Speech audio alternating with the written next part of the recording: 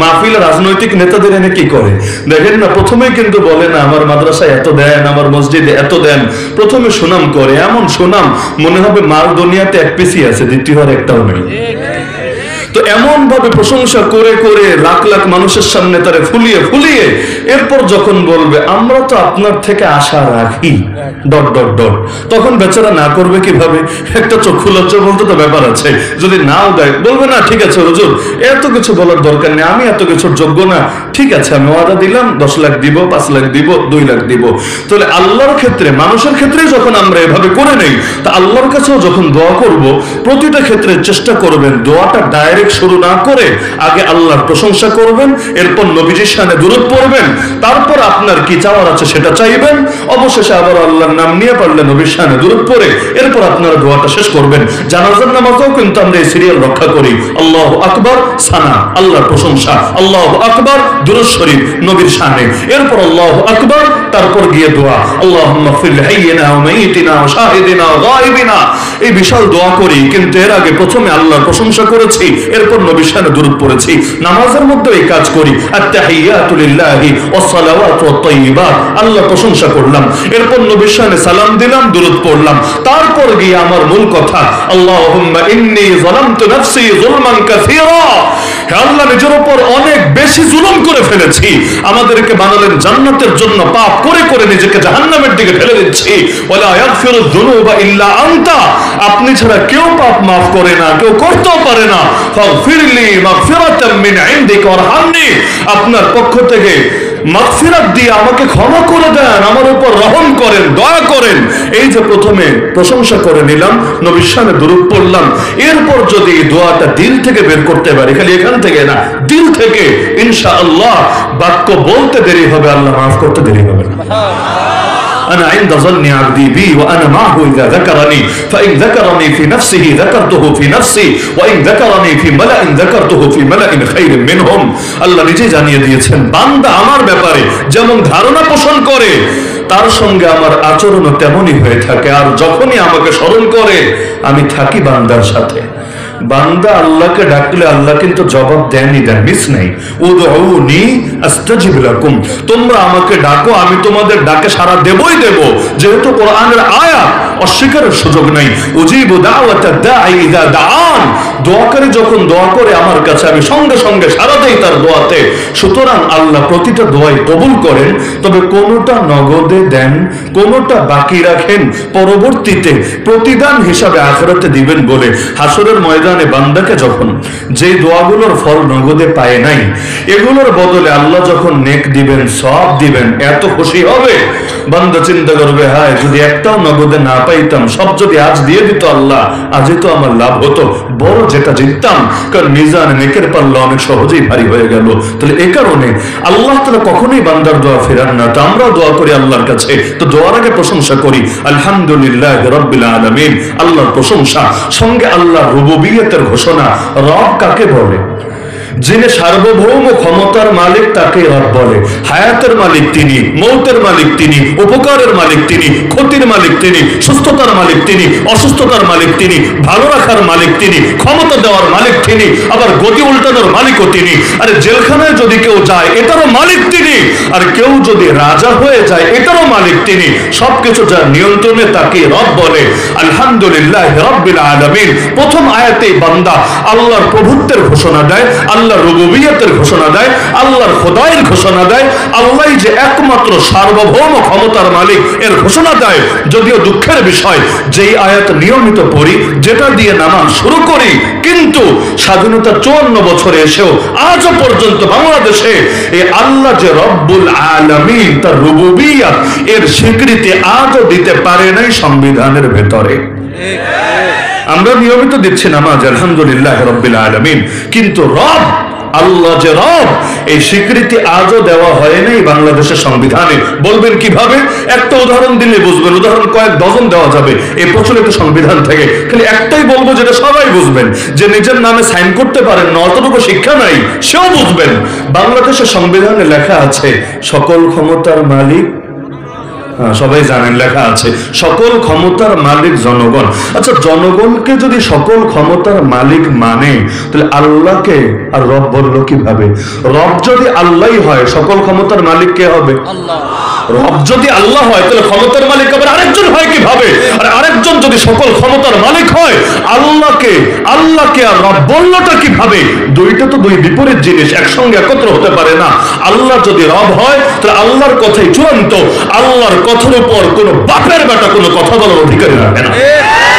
তাহলে আল্লাহর কথাই যদি চূড়ান্ত হয়, আজও যে বাংলাদেশে ডজন ডজন বেশ্যাখানা খোলা আছে, ইলিগাল যেগুলো আছে ওইটার কথা বাদ দেন, ওই হোটেলে মোটেলে যা চলে না চলে ওইটার কথা বাদ দেন, লিগাল ভাবে লাইসেন্স নিয়ে যেই কয়েকটা বেশ্যাখানা এবং পতিতালয় খোলা আছে, আল্লাহ কি এগুলো খোলার অনুমতি দিয়েছেন? আল্লাহ কি এগুলোকে হালাল করেছেন? আল্লাহ তো হালাল করেন নাই, বাংলাদেশে হালাল করলোটাকে? আল্লাহ তো মদের বারের অনুমোদন দেন নাই, বাংলাদেশে মদের বারগুলোকে লাইসেন্স দিলটাকে? আল্লাহ তো সুদের বিরুদ্ধে যুদ্ধের ঘোষণা দিয়েছেন পাক কালামে সূরা বাকারার ভেতরে, তাহলে বাংলাদেশের অর্থনীতির মূল মেরুদণ্ড সুদ বানানোটাকে? আল্লাহ তো বেহায়াপনা, বেলাল্লাহপনা, অশ্লীলতাকে নিষিদ্ধ করেছেন। বাংলাদেশে এই সংস্কৃতির নামে এই অপসংস্কৃতিগুলো আমদানি করলো কে? এগুলোকে পালছেটাকে? এমনকি এগুলোর বিরুদ্ধে কথা বললেই যে এপ্রিল মাস আসছে কয়েকদিন পরে, এক পহেলা বৈশাখের বিরুদ্ধে ওয়াজ করার কারণে কত আলেমকে এই দেশে বিড়ম্বনার ভোগান্তি পোহাতে হয়েছে। তাহলে মুখ দিয়ে বলবা আল্লাহ হলো রব্বুল আলামিন, আর বাস্তবে তুমি অন্য কারো হাতে প্রভুত্ব তুলে দিবা, খোদাই তুলে দিবা, রবের রুবুবিয়ত তুলে দেবা। অন্তত তোমার মতো দুই চেহারার অধিকারী বহুরূপের মুখে আলহামদুলিল্লাহ রাব্বিল আলামিন শোভা পায় না। কারণ মুখে যদি থাকে একটা আর কাজে যদি থাকে আরেকটা, এটার ইমানদারি বলে না মুনাফিকি বলে? লা ইলাহা ইল্লাল্লাহ কেউ বলল মুখে, লা ইলাহা ইল্লাল্লাহ মানে কি? লা ইলাহা অর্থই হলো নেই কোনো মাবুদ ইল্লাল্লাহ, একমাত্র আল্লাহ ছাড়া। অর্থটা কিন্তু এরকম, মানে এক বাক্যে দুই কাজ হয়। আল্লাহ রব এটাও বোঝা যায়, আল্লাহ ছাড়া আর কোন রব নাই সেটাও বোঝা যায়। কারণ আল্লাহ রব এটা তো খ্রিস্টানও মানে, আল্লাহ রব এটা তো হিন্দুও মানে, আল্লাহ রব এটা মুশরিকরাও মানে, আবু জাহাল আবু লাহাবরাও মানতো, কিন্তু একমাত্র মানতে রাজি না। আল্লাহর রব মানতো, তবে সঙ্গে আরো অনেকে মিলায় ফেলতো। মানে দুনিয়াতে যেমন হয় যে কোনো মহিলা বলছো অমুক আমার স্বামী, এটা নিয়ে আপত্তি নাই, কিন্তু একমাত্র স্বামী মানতে রাজি না। আরো গিয়া বিভিন্ন ভাবে, ওই যে মাঝে মাঝে পত্রিকায় আসে এক মহিলা 4-5টা স্বামী, মানে পরিচয় গোপন করে বিভিন্ন ভাবে সম্পর্ক চালাচ্ছে, পরবর্তীতে ধরা খায়া মাথা খারাপ, এখন তো গিয়া মান ইজ্জত নিয়ে টানাটানি দেখা দিয়েছে, হয় এরকম। তাহলে দেখা যাচ্ছে লা ইলাহা মানেই হলো দেয়ার ইজ নো গড, নেই কোন মাবুদ, কেউ নাই, ইল্লাল্লাহ, একজনই আছেন, তিনি কে? আল্লাহ। আমি এই বাক্য থেকে এটাই বুঝি, আপনারা যদি ভিন্ন কিছু বোঝেন আমাকে বুঝাই দিয়েন, আমি এটাই বুঝি। যে ব্যক্তি বলল লা ইলাহা ইল্লাল্লাহ, সে তার এই কথার দ্বারা এটাই ঘোষণা দিল, আমার নামাজের রব যিনি, আমার রাজনীতির রব তিনি, আমার যাকাতের রব যিনি, আমার অর্থনীতির রব তিনি, আমার হজের রব যিনি, আমার পার্লামেন্টের রব তিনি, আমার যাকাতের রব যিনি, আমার সংবিধানের রব তিনি, আমার কোরবানির রব যিনি, আমার কোর্ট কাচারির রব তিনি, আমার ব্যক্তিগত ইবাদত বন্দেগীর রব যিনি, আমার রাষ্ট্র পরিচালনা থেকে শুরু করে সভ্যতা সংস্কৃতি প্রতিটা সেক্টরের রব একমাত্র তিনি। জীবনের সব ক্ষেত্রে যে আল্লাহর একত্বে বিশ্বাসী হতে পারে তাকে ঈমানদার বলে। আর যে আল্লাহরে মানে কিন্তু বহুত্বের সাথে সঙ্গে আর অনেকের মিলিয়ে ফেলে, সে যদি লা ইলাহা ইল্লাল্লাহ বলতে বলতে মুখে ফেরা তুলে ফেলে, তবুও তাকে ঈমানদার বললে ঈমান শব্দের অপমান হবে। আমি তো এটাই বুঝি, আপনারা কি ভিন্ন কিছু বুঝেন? লা ইলাহা ইল্লাল্লাহ মানে জীবনের সব ক্ষেত্রে মাবুদ কে? মসজিদে আমার মাবুদ আল্লাহ, মাদ্রাসায় আমার মাবুদ আল্লাহ, মাহফিলও আমার মাবুদ আল্লাহ, খানকাহও আমার মাবুদ আল্লাহ, মার্কাজও আমার মাবুদ আল্লাহ, তাবলীগও আমার মাবুদ আল্লাহ, রাজনীতিতেও আমার মাবুদ আল্লাহ, অর্থনীতিতেও আমার মাবুদ আল্লাহ, বিচারাচারেও আমার মাবুদ আল্লাহ, সংস্কৃতিতেও আমার মাবুদ আল্লাহ, সভ্যতায় আমার মাবুদ আল্লাহ, ব্যাংকিংও আমার মাবুদ আল্লাহ, পার্লামেন্টে আমার মাবুদ আল্লাহ।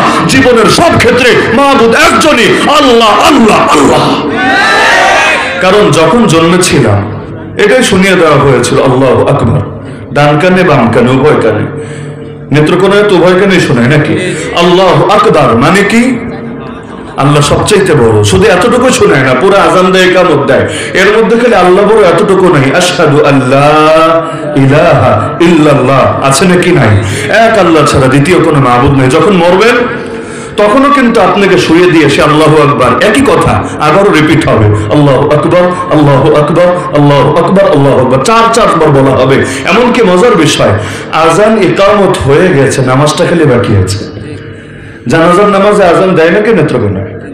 ইকামত দেয় না? আমি জিজ্ঞাসা করে কষ্ট নিয়েন না, আমি যেহেতু মনে হয় সবচাইতে কম আসে নেত্রকোনা, এজন্য প্রশ্নটা একটু ক্লিয়ারের জন্য। এজন্য কম আসে না যে আপনাদের সাথে দুশ্মনী আছে, না, মহাব্বত আলহামদুলিল্লাহ অনেক আছে, আপনাদের সাথেও আছে, বারিশ মিষ্টির সাথেও আছে, আসলে নিয়ে যাওয়ার চেষ্টা করি ফ্যামিলির জন্য।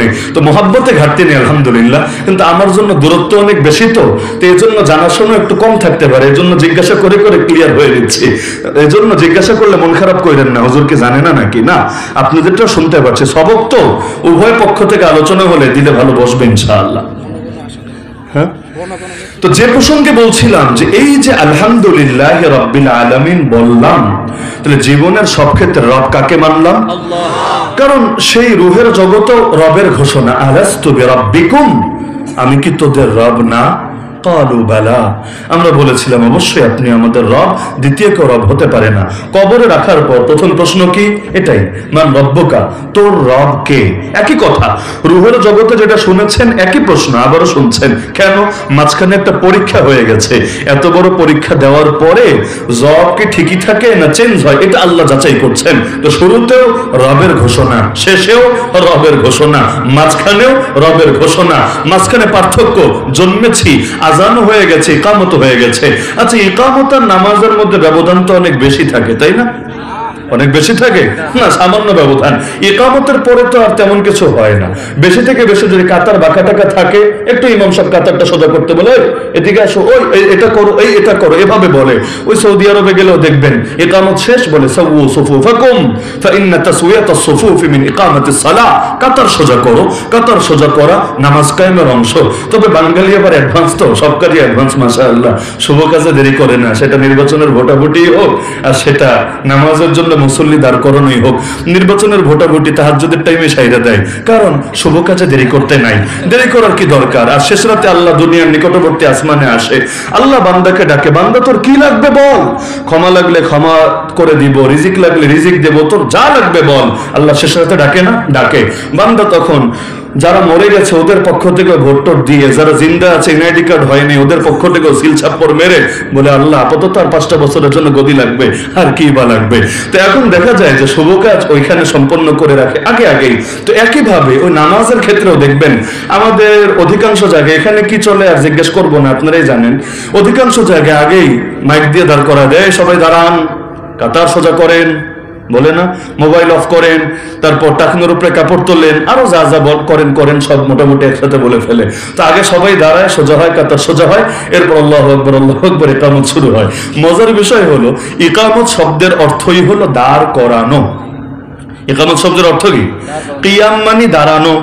নামাজের একটা ফরজই হলো কিয়াম, যার সামর্থ্য আছে অবশ্যই দাঁড়ায় নামাজ পড়তে হবে। আর ইকামত মানে দাঁড় করানো। আচ্ছা, দাঁড় করায় কারে? এই যেমন পেছনে যে ভাইয়েরা দাঁড়িয়ে আছে, এদেরকে আর দাঁড় করানোর কিছু আছে? এরা তো দাঁড়াই আছে। দাঁড় করানো যাবে কাকে? এই যে আপনারা যারা বসে আছেন, অথবা কেউ যদি শুয়ে টুয়ে থাকে, এদেরকে না দাঁড় করানো যাবে। দাঁড়ানো লোকরে আবার দাঁড় করায় কিভাবে? তো ইকামত মূলত দেওয়াই হয় বসা লোকগুলারে দাঁড় করানোর জন্য, কারণ একটু পর আল্লাহু আকবার বলে নামাজ শুরু হবে। এখন বাংলাদেশে আগেই দাঁড় করায় রাখে, পরে ইকামত দেওয়ার তাৎপর্যটা আর কতটুকু থাকে, মানে যেই কাজ ইকামতের ওই কাজ আগেই করে রাখে। যদিও এটাকে সুন্নাত দাবি করার সুযোগ নাই, তবে বেদাত বলবো না, তবে সুন্নার ব্যতিক্রম আমি অবশ্যই বলবো। সুন্নাত হলে এটা ইকামত হবে, ইকামত শুনে মানুষ দাঁড়ায় যাবে। ইকামতের কাজই এইটা, ইকামতের কাজই এইটা, বসা লোকগুলোর দাঁড় করানো। তবে আমরা ওই যে বলেছি শুভ কাজে দেরি করি না, তো এজন্য একটা অ্যাডভান্স আছে, এক ধাপ আগবের এই কাজ করি, ভালোই লাগে আমার কাছে।